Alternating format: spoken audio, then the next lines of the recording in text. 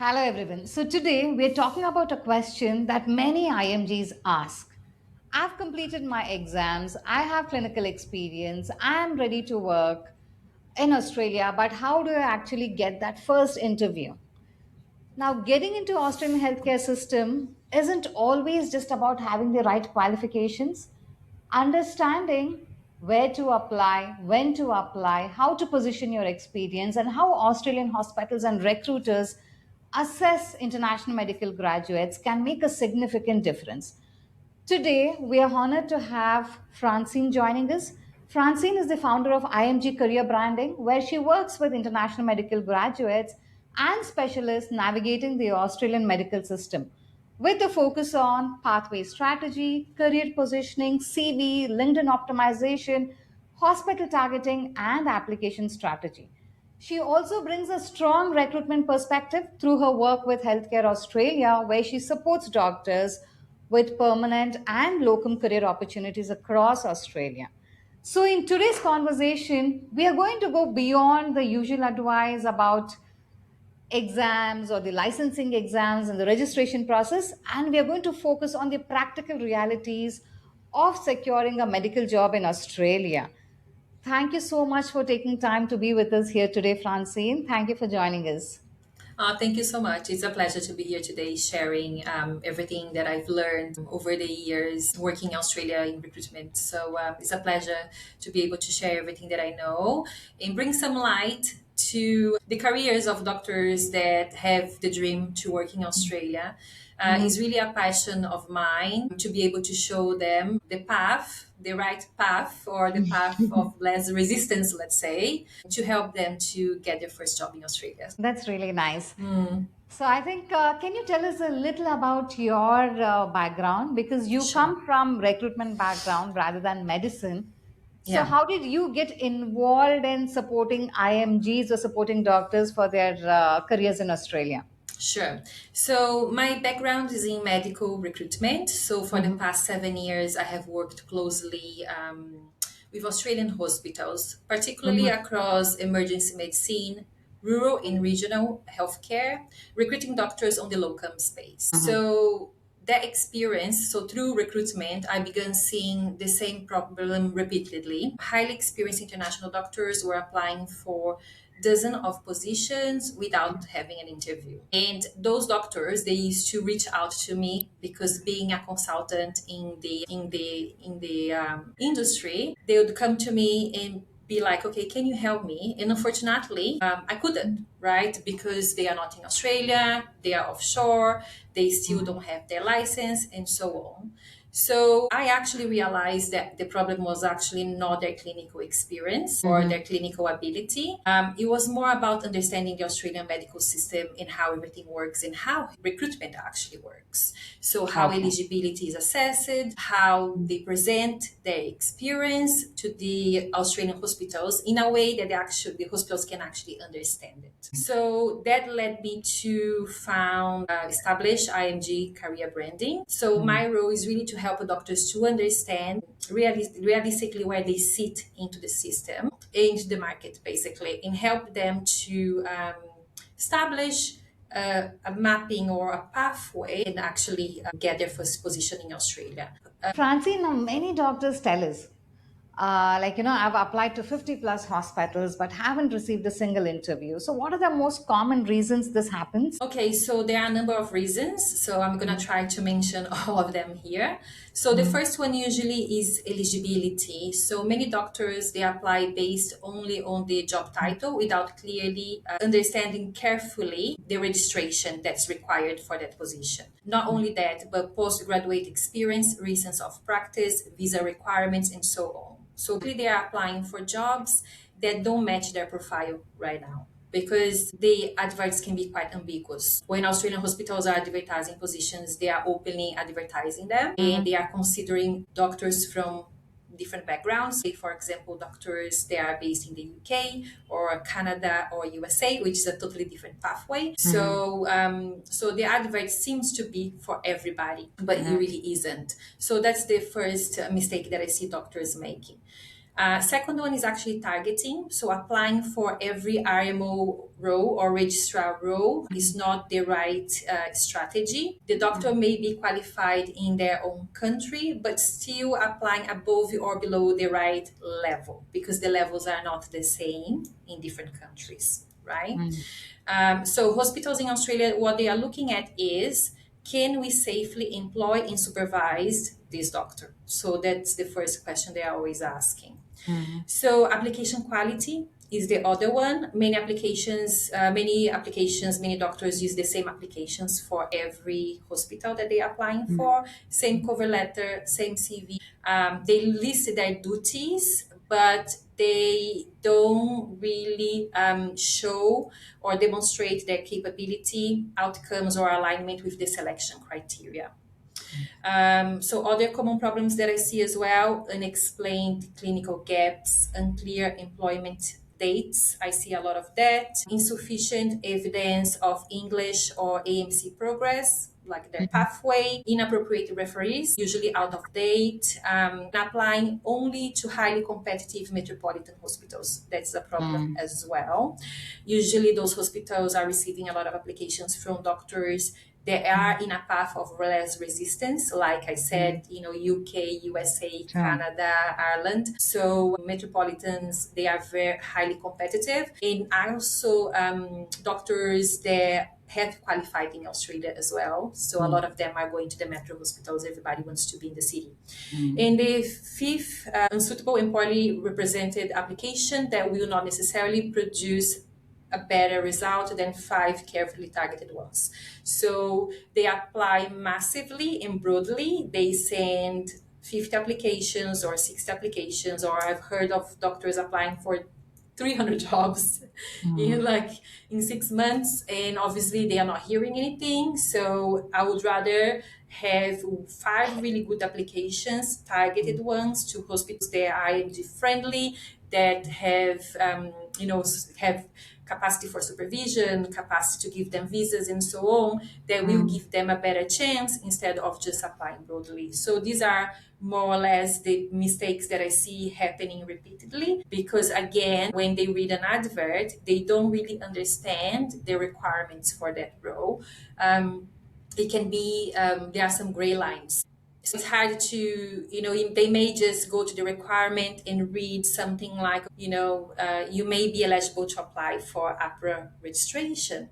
But is really, they need to look at the whole context of the job description in the advert, because in there will be something that is pointing to exactly what they are looking for. Okay, you may be eligible to apply for registration with AHPRA, which is very broad, but there may be somewhere there that says that you must have 2 years of Australian experience. So that changed the context completely. Okay, so this is where I see the main mistakes happening. And there was a time where many doctors were getting jobs with just AMC MCQ, right? There were Yeah. times where after AMC MCQ, many were securing jobs. Now, is passing AMC exams enough to become competitive, or are hospitals looking for more from the applicant? Look, the AMC one and the English test and the EPIC verification are what makes them eligible. Okay, so it's an ever-changing industry. Things are not static, like everything else in life. It changes and it evolves, right? So there was a time where Australia wasn't as competitive, and that was enough. Say now, this just makes you eligible. Okay, so it's really important to understand what hospitals are actually looking for. So having the AMC Q1 is not a guarantee of a job. That's what I see doctors, I get a lot of messages. I've passed AMC Q1 and, I'm ready to get a job right now. Unfortunately, the reality is very, very, very different. Every hospital is assessing for different things, but they need to have a complete profile. Okay, so when I'm talking about a complete profile is clinical reasons, extremely important. Australia is very particular and cannot have anything missing. If there is one little thing missing, then you are not going to be shortlisted. So just picking up from that, registration eligibility, procedure skills, communication, teamwork, references, visa circumstances, and the level of the supervision they are going to require. So passing AMC MCQ is really the first step. It's really the beginning of the journey, but we need to look at all the other things that are actually mentioned so that they have a complete profile and they are actually competitive in the market. It's a lot. Yeah. It's not just a one thing. And I always say, a lot of people come to me as well asking about AMC2. And what do I say is, it's important because it actually removes any concern about clinical readiness. And if you have AMC2, if you have passed it, your level of supervision is different. You are no longer eligible for limited registration, but you're eligible for professional registration, which is a different level of supervision, which is an easier level of supervision for the hospital to provide Oh. instead of level supervision one. So you become more competitive when you pass AMC2 because you are breaking another barrier which is important to the hospital, right? Like hospitals, they are looking at, okay, which candidate is going to bring us less work. So if you think about it, giving everybody level supervision one requires a lot of supervisors on site. So there's a lot that goes in providing people with visas, relocation, and so on. So everything is, is adding more to the hospitals. So they will always look into the whole package and the candidate that will bring them less, or like a path, like an employment that's less risky. That's the right word that I should be using, is less risky, because there is always that concern on the back of their mind. Are we going to be able to supervise this doctor? Are we going to be able to, are they going to be able to fit into our system because they don't have experience? Are they going to be able to work under supervision, especially if they are more experienced doctors? I do get a lot of cases where doctors have many, many, many years of experience in different specialties, but they have to start at IMO level in Australia. They have to take that step backwards, right? Sure. And hospitals will be always asking, how is this doctor going to work under supervision? So now moving next. So what separates an interview winning CV from one that gets rejected? Okay, so a strong CV makes it easy for the panel to understand the doctor's eligibility, level of experience and suitability for the role. So how suitable they are for the role. So the opening session should show that the doctor registration pathway, AMC English language test, current clinical role, recent and relevant experience. So that's very, very important. These are the first things that they are looking at. So employment entries should explain the hospital setting, the doctor's level of responsibility, the types of patients that they actually manage, supervision and escalation arrangements, procedures, teamwork, teaching, governance, and quality improvement involvement. That's really important to the hospitals. So, see, they are looking at a number of things. They're not just looking at like one or two things, right? It's really important. So, the CV must be accurate, logically organized, and tailored to the level of the position that they're actually applying for. And a weak CV usually forces the recruiters or whoever is looking at their CV to actually move to the next, because they are getting thousands of applications. So they don't have the time to be looking deeply to try to work out in their minds what the doctor, if the doctor is suitable or not. So they just put them in the no pile, basically, because that CV is not very quickly, I would say 7, 10 seconds, 15 seconds, translating what they are actually looking for. So just to give you an example as well, I do get a lot of very experienced doctors. And when we work on their CV, we need to find a way of telling the story. Even though they are very senior, we need to find a way of telling the story that actually we are not minimizing anything that they've done. Everything is right there, but we are writing the CV in a way that shows their willingness of working under supervision in Australia and actually entering at the entry level role instead of a registrar or somebody even more senior. So QIPs, presentations, research, all these are important when. Very important. Very Sure. important because it shows the hospital that the doctor is actually constantly learning and very interested in their self development as well. Okay, that's nice. Yeah, a lot of doctors that I work with, when I'm rewriting their CVs, Mm-hmm. it's the first question that I ask them: Do you have any research, any quality improvement, anything? And a lot of them they don't have it because of the level of they are at. Sometimes they are junior, very junior, they don't have that yet. But then is like, okay, let's work on getting some of this done so that we can add that to your experience as you move into your journey into the pathway. You did mention about importance of cover letter. I want to know what is the biggest mistakes doctors make when writing their cover letters? Okay, so the biggest mistake is to basically submit a generic cover letter. So the cover letter needs to fit exactly into the role that they are applying for. So they basically need to make their cover letter relevant to that particular hospital, to that particular role, to the population, right? Because Australia is very extremely diverse. So when we're talking about the metropolitan hospitals, you get certain types of presentations, right? People that live in the city.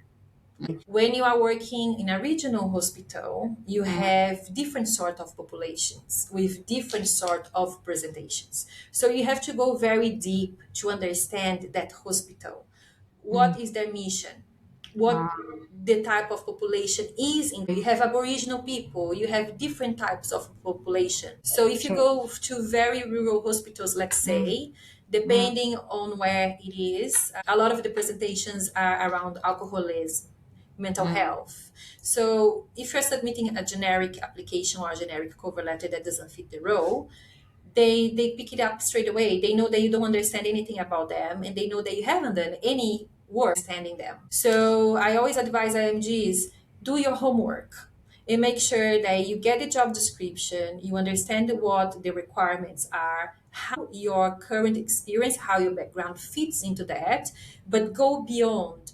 Go and research the area, understand the population, understand what their problems are, because then you can translate that into your cover letter and make that into a winning cover letter. Because when they are reading it, they are like, okay, this doctor really understands what we are, and we see a fit between what they've been doing and how that can come and help and contribute to us. What a winning cover letter should have. And because we are speaking about cover letter now, Yeah, yeah, many doctors whom we speak to, they do look for jobs. I think via recruitment campaigns. I think yeah, along with that, many IMGs rely on Seek or Indeed. So yeah. where should doctors actually be looking for these job opportunities? And Okay. what is more important, like applying on the Seek, Indeed, LinkedIn, which is more relevant for the doctors? Okay, so Seek and Indeed, they are useful. A lot of hospitals are advertising on those job boards, but they are not the entire strategy. So they can use of other strategies to make Mhm. their job search, just to get to open more opportunities and give them more chances of getting a job. Mhm. Because when you are just going to Seek and Indeed, everybody else is doing the same. So when you are submitting an application through there, you are basically competing with thousands of the other doctors that essentially look the same on paper. That's the Mhm. biggest problem, right? Mhm. So doctors should be monitoring official state and territory health recruitment websites, Okay. annual junior medical officer recruitment campaigns, as you Mhm. mentioned. Yes, that's very important.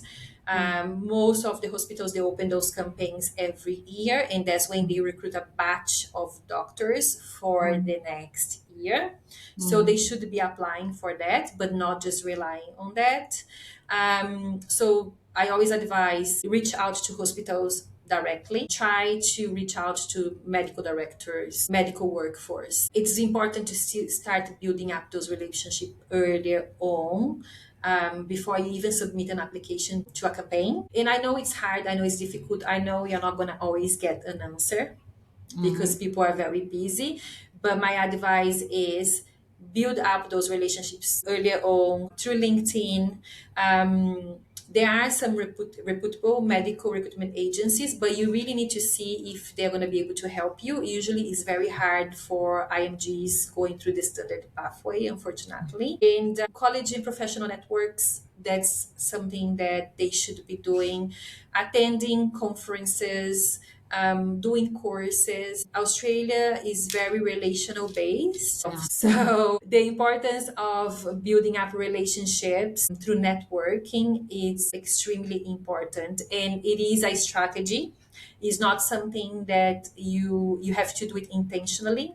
I suppose, and not like knocking in people's doors and just like, here is my CV. That's not how it works. It's really more about networking and keeping in touch, to see that maybe it's not going to come from there. Maybe that person may recommend you to someone else, but you have to do it. So for IMGs that are offshore, I always recommend try to go to Australia at some point, go and do a conference, go and attend a course. I know they have a lot to do, is a lot of investments that they have to make into not just, not just like their AMCs or whatever it is that they need to do, but these they have to think about it strategically, in where what is it that they need to do that will give them more chances to basically have relationships built or something that's going to open up other doors for them, not just seeking indeed really. So, as we are speaking about networking, so doing observership in hospitals will help IMGs looking for job opportunities. Yes, but there is a problem. It doesn't really work for IMGs that are offshore, but they can definitely try if it's the right timing in their pathway in terms of what the strategy that they are building their career. They can definitely try to do an observership in a clinic, just by reaching out to clinics, and finding out if they would be happy to provide them with the opportunity to go and observe. I guess it's not a hospital. It does give you an idea of, okay, how the system actually works. And from there, you may be able to get Australian referees that you can add to your CV, somebody that can vouch for you. Sure. So that might be really, really helpful. Okay. Okay. So now suppose a doctor has passed the AMC MCQ and is waiting for the interview calls, because we come across many doctors in this phase who pass the AMC MCQ exam and who are waiting for the interview calls because they're actively applying for jobs, and also because they are not able to secure a clinical slot faster because the waiting time is so long. What should Yeah. they be doing during this waiting period instead of just focusing on submitting more job applications? Okay, so the waiting period should be used to strengthen the areas the hospitals are most likely to question. So the first one is make sure that you remain clinically active whenever possible. That's extremely important. Maintain any relevant CPD, that is relevant to where they are right now in their pathway. So currently get like BLS or ALS certification where appropriate. Organize employment certificates or registration documents. Usually doctors leave those things for EPIC. Make sure that the EPIC is actually, verification is actually completed. A lot of doctors come to me and they say, oh, it's in the process, I don't even know what's happening. A lot of that happens and they are like, okay, can you help me with this? So make sure that that's done. Keep the references up to date, making sure that their referees are always willing to be ready. If anything changes very quickly, they are contactable. Develop evidence of audit, quality improvement, teaching, and research. Keep improving their CV, their LinkedIn profile. Working in different selection criteria responses is very, very important. Research realistic hospitals for where they are at right now. Not every hospital is right for everybody. In begin, one thing that I see is IMGs just worry about preparing for an interview when they get an interview. And that's the worst thing that can happen, because when a hospital calls you in Australia, they call you the day before or 2 days before. They call you and they are like, oh, can you do an interview tomorrow? So you've been looking for a job for a year, 2 years sometimes. And one day out of the blue, somebody calls you. And then the panic happens because you've done everything else, but you didn't prepare for your interview. So panic hits. Sometimes I get calls from people or messages, can you do like an interview preparation for me, like tomorrow, because my interview is in the next day. So look into that is really, really important. And make sure that they are very selective with the applications that they are submitting. I would say make sure that you keep working on tailoring your applications and making them better.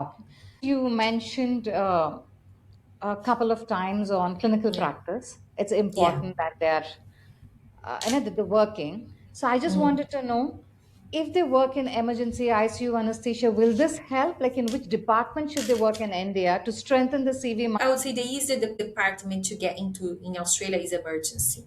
So I would say Mhm. keep your emergency skills up to date. Okay. Definitely, definitely. Mm, Unless if you have many, many years, for example, if you have many years of ICU experience, then mm, obviously your entry, you can apply for emergency in ICU. You don't need to apply just for emergency. mm. That's a different situation. But I would say emergency is the most important one to keep up to date because this is the first entry point to Mm. Australia. Okay. And let's say if someone has taken a 1 or 2 year break from clinical practice while preparing for the AMC exams, how can they rebuild? How can they make the application quite competitive? Is this gap a big issue? Yeah, it is. Okay. It is a Mm, massive issue, and the longer you stay out of practice, the harder mm, it's gonna become. So I mm, always tell doctors if you can go back home. A lot of mm, them usually the ones that have a clinical gap usually are in Australia because if you are back home, usually you are working, unless if you took some time off for any other reasons, health issues, maternity mm, leave, and so on. But mm, the bigger the gap, the worse it gets because it's all about patient safety. So if you've been clinically practicing, it shows mm, to the hospital that you are clinically safe. So if you mm, haven't been doing that, then you either, if you are in Australia, I always say, if you have the opportunity to go back home and build your reasons of practice, do that. mm, AHPRA also has got guidelines on their website. So it mm. tells you exactly how much recency you're going to have to make in terms of time. You have to follow the APRA guidelines. And Okay. if you're not able to go back home and do reasons of practice, then it's Mm, more about okay, can I do an observership? If you are in Australia and you have your PR, for example, then you can take mhm, a look at doing an observership in a hospital. mm. Or which CPDs do I need to be adding? But you just need to keep in mind that CPDs, there is nothing that really replaces clinical research. That's the thing. Okay. So that's very, very important to keep in mind. Mm. And I always say the best way is just to go back home and work. So thank you for that. I guess that gives a lot of clarity for IMGs because they take quite a long break for preparing for their AMC one or later Yeah. for clinical. I guess now they know what to follow. And any gaps need to be, sorry to kind of That's step okay. in. Mm, mm, Any gaps needs to be addressed on their CVs. It's mm, very, very important that the gaps are addressed. mm, It doesn't have to be a long-winded explanation, but the mm, hospital needs to understand your timeline and why the gap happens. So unexplained gaps can mm. create doubts, and then again they wouldn't be proceeding to an application that represents risk for them. So now, let's say if you could give only three pieces of advice to doctors hoping to secure their first Australian hospital job now, what would they be? Okay, so the first one is to understand your pathway and eligibility before you start applying. The only reason I say that is because applying for the wrong jobs creates a lot of frustration. And I see a lot of doctors starting blaming themselves. They start thinking that they are not good enough, and Mm, something hits their self esteem because rejections and silence give them that feeling and you don't want to be in that place, right? mm, So, understanding your eligibility and applying for the right jobs is the first step in having a good understanding of the system. Because if you understand how the system works, then you can step out of I'm not good enough. I would never, Mm. it never happened to me. It's very hard, it's very difficult, and look at things more logically because you understand how it works. So that's the first. The Mm. second one is protect your clinical reasons. That's very important. You need to have clinical reasons and you need to build evidence of that. Okay. Mm. So, maintain your professional development and document your experience properly. So that's the second one. The third one is choose quality over quantity. Target suitable roles and tailor your CV, cover letter, selection criteria responses for every Mm. job that you apply for. And Mm. do not send the same applications to 50 hospitals because that's just not going to work and bring you any results. Yes, yes. But And there's one thing that I would like to mention here. If you mm. go to the Queensland website, if you go to the careers portal, they have a guide for applications, right? If Mm. you download that guide, they clearly say that every application needs to be tailored. Okay. So it's coming from the hospitals. It's not Mm. coming from a recruiter or somebody that's in the industry. It's actually Mm. well written, and the hospitals are actually asking for it. So that's the importance of the tailoring, so that you have the opportunity to step in with more information because you understand exactly what they are looking for and translate that into. Understood. Where Mhm. can our audience learn more about your work and Sure. connect with you? How do you actually So, support IMGs? That's okay. How do yeah. you actually support IMGs, Francis? So they can connect with me on LinkedIn, so which is Francine Miceli, and they can also find me on YouTube, which is Mm. IMG Career Branding. Mm. And basically, I support them with their pathway, whatever they need in their pathway, either being their paperwork, either being career advice and strategy. Let's Mm. map out exactly what you need for the next 2 years in order for Mm. you to become employable, which hospitals are suitable for you, which positions you should be applying for. Mm. Now is the right time for you to do an observership. Now is the right time for you to do these Mm. CPDs. So basically, helping them from the beginning to the end with the Mm. strategies that they need to use.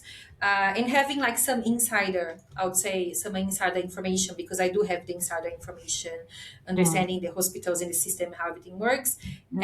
helps me to support them in a way Mm. that will make their pathway or their journey easier for them. So Mm. anything from paperwork, career advice, strategy, understanding hospital, understanding the industry, Mm. that's what I can help them with. Do you guarantee a job or no? No, I don't guarantee jobs for anybody. I'm glad that you asked that because I get that all the time. The best way is applying yourself. You Mm-hmm. have to do the work, that they're being good or bad. I think it's a good thing because how I see this journey is the doctor that you are becoming through the process, Sure. right? Is Yeah. you are just becoming better to the process, and it's just Mm. about the quality that Australian hospitals are seeking now in terms of Mm. doctors. So Mm. I would see the journey as, okay, I'm becoming much better as a doctor through this process, and that's what really they should be focusing on. I will help you get the job. Sure. Thank you, Francine. It was No wonderful problems. talking to you. Thank you And so much. It's a pleasure being with you as well. I really appreciate the opportunity. sure. Thank you.